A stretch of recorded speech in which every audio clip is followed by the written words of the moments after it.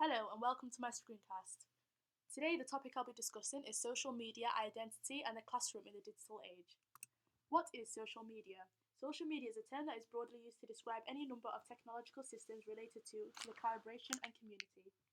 I use social media regularly and think it's a great way to communicate with friends and family whom I not see often. However, I agree with those who think it's an issue that distracts people from the real world. It can also have a huge effect on children in school and their learning. For example, if a child is popular on social media and shy in the classroom, it impacts their learning. Social media tools are changing the way people communicate, share ideas, and build networks, which has become a very controversial topic in today's society. There are plenty of apps that are popular among the teens today, such as YouTube, Twitter, Instagram, and Snapchat. Thomas 2004 said, "I went from being one person with single name to existing as a number of identities created by me, but not always recognizable as me, even by myself." As you can see here, there are a few communication methods using social media. Davey stated that people sarcastically like or comment under photos that aren't true, making the other person think it's been liked, so it must be a good post. Identity is socially and culturally constructed and is fluid, not fixed. For example, I used to be shy in school, whereas now I'm more confident in myself. It is shaped by experiences and personality traits.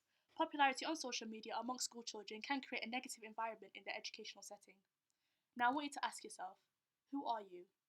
Are you the same in real life as you are on social media? Will people describe you the same as you describe yourself? Just to briefly elaborate on the meaning of sociocultural and digital practices, sociocultural is set beliefs of customs, practices, and behaviour that exist within a population. Sociocultural practices is implementing that into everyday life.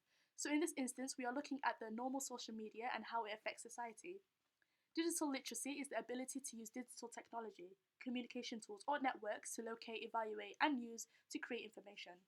For example, sending out a tweet to express feelings or posting on Facebook to state an opinion. The Circle is a sociocultural and digital literacy practice. It's a new reality show where a group of strangers live in separate apartments and only meet on specifically designed social media platform. The aim of the game is to be the most liked and popular person in that house.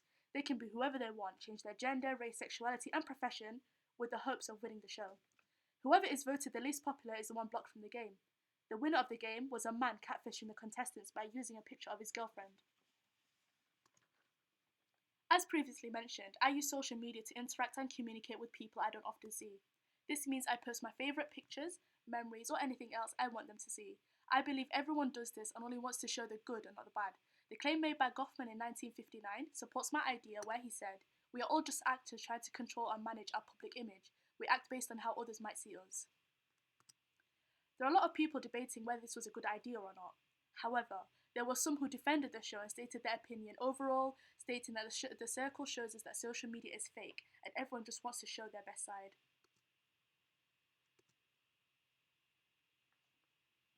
Digital technologies have presented new literacy studies looking at social media as new literacy practice. Literacy isn't just a text about reading and writing, it includes digital text such as GIFs, memes on social media. What are literacy practices? Literacy practices are a general cultural way of utilising written language people draw from their lives. It's the simplest sense of literacy practices are what people do with literacy. Social media is important to use in a classroom, not only because it has a huge impact on everyday life, but also to teach children how serious it is not to talk to strangers online or post private content, as it can have a negative effect on anyone. So the impact of ICT on pedagogic practices. A primary school teacher called Martin Waller decided to see how much of an impact social media has on his pedagogic practices. He displayed on the interactive whiteboard Twitter, where he explained to the students to write tweets and post them whenever they felt like. However, these children didn't fully comprehend that the tweets had been seen by everyone, not only just the teacher.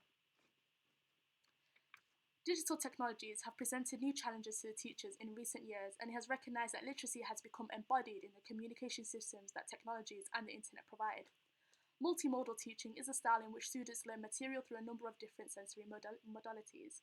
For example, a teacher will create a lesson in which students will learn through auditory and visual methods, or visual and tactile methods. I believe that this practice using Twitter helped children understand how social media works, but I think it was not appropriate for primary school children, as Twitter does have a guideline for under 13s. If a child under 13 tweets or shares something not their age, their account will be terminated.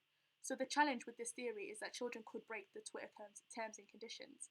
This practice would have been suited with secondary school children, as they can gain popularity and followers through online engagement, and they need to be aware of the impacts of social media. Thank you for listening.